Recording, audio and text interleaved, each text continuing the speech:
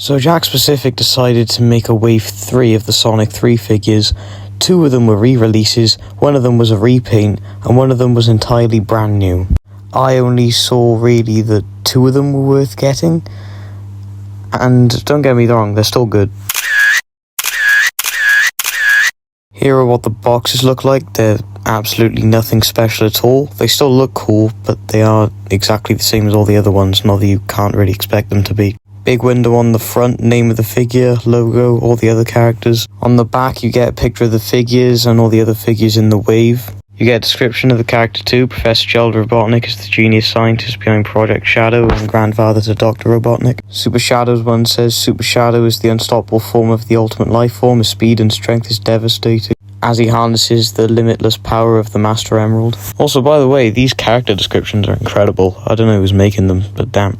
Super Shadow is exactly the same as normal Shadow. He's the repaint of the wave. They sort of fixed the eye pupil problem where before Shadow just didn't have a full eye pupil, it was cut in half. And the colour on the figure is absolutely incredible.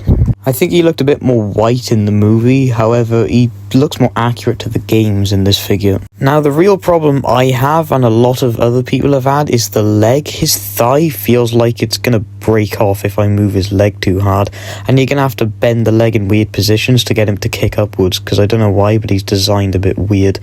I know a lot of people that have broken their figures, so you're just gonna have to be really careful. Also on my figure, the red streak on the top is in the centre, and on my old Shadow, he wasn't like that. Also, the red streak might be a bit taller, stretches out a bit more too. My friend bought the Shadow off the Smith's website, and when he got it delivered, one of the streaks was missing on the head. I made sure to be very careful looking out for that when I went to the shop and bought it, because I don't really want to buy it off the website since I don't live that far from the store, and also I want to see what the figure looks like first. The little wrist piece attached to the arm is in the right place, unlike on the light up Shadow where it was in just the completely wrong direction. Shoes look fine, but like the little red square might be a little bit out of place, like the wrist on the light up Shadow. The paint is good, especially on the bottom of the shoes. Gerald Robotnik has a lot of pros, however there is one really bad con. First off, the head sculpt looks really good, and his eyebrows and moustache are well painted. Same goes for his little turtleneck thing. He also is insanely fat, has a bit of a Santa bod, which is really accurate to the movie. And I like his little doctor badge thing as well. The trousers look cool, a lot of wrinkles, and his shoes are very well painted, and actually have detail on the bottom, which is really common for Sonic figures, so I don't know why I'm making it sound like it's amazing. However, he has a watch that is not very well painted, it's just a bit silver. The real deal breaker for this figure is the height, especially compared next to Ivo Robotnik. He just looks huge.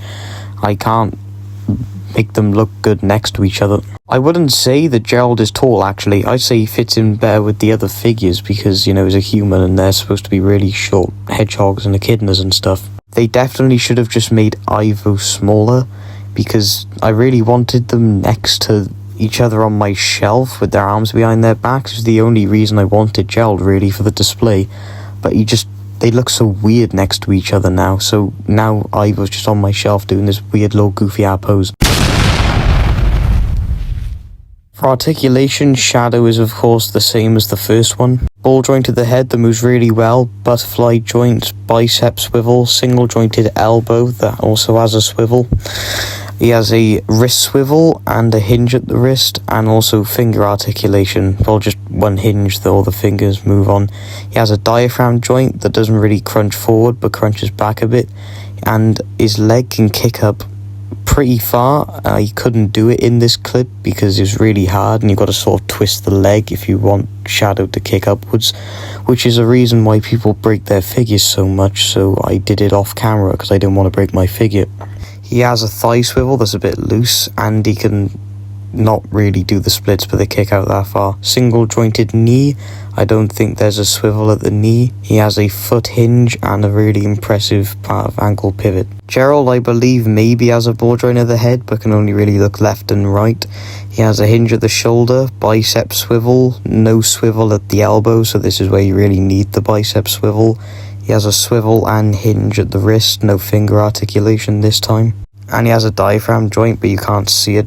His legs can't really kick up that far, despite how Jakks used soft plastic to make it so he could kick upwards. He has a thigh swivel, a single jointed hinge at the knee, and a tiny bit of swivel at the knee. He also has a hinge at the ankle and pivot. I have a lot of figures to compare these guys next to. Also, I just forgot to compare them next to Super Shadow, which was kind of crucial. I mean the game Super Shadow, so sorry about that. I think I've already showed it, but here they are next to normal movie Shadow. Here they are next to Short R Robotnik from Wave 1. And here they are next to just Sonic, Tails and Knuckles. Here they are next to the movie Wave 2 Supersonic. Here they are next to the Wave 1 Sonic 2 Robotnik. And here they are next to the 2.5-inch figures from Sonic 3. Overall, I think these two figures are the perfect way to cap off the Sonic 3 line. I don't think there's going to be any more now, and I don't see a reason for me to buy any more than the ones I already have. Except for if there was a 2-pack releasing in the UK next month that came out a couple months ago, but is only releasing in the UK now, because, I don't know, we always just get stuff late.